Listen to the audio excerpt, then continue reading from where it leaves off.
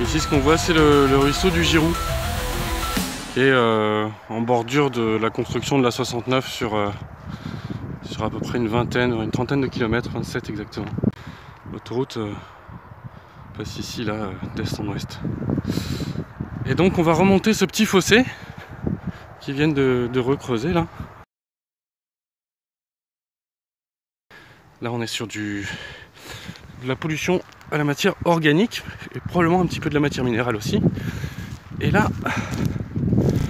ça commence à être un petit peu plus crado.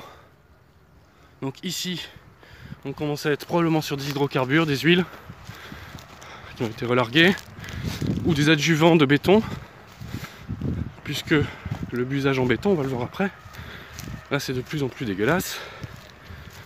Ici c'est pareil, ça commence à augmenter. Là pareil, on a une petite flaque de ce qui peut s'apparenter à des hydrocarbures.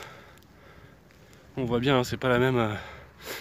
Et puis c'est pas forcément irisé, hein, les hydrocarbures, hein, c'est pas forcément des hydrocarbures qui restent en surface, ça peut être des hydrocarbures lourds, de style des huiles. Alors là on va commencer à voir les matières en suspension.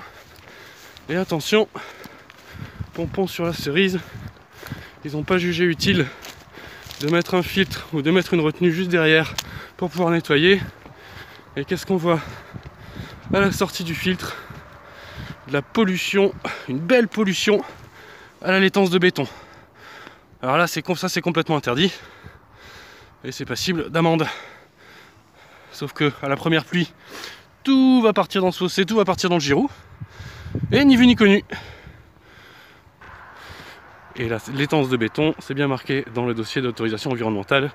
Tout départ de laitance de béton se traduira par un arrêt immédiat du chantier dans les pourtours et de la dépollution immédiate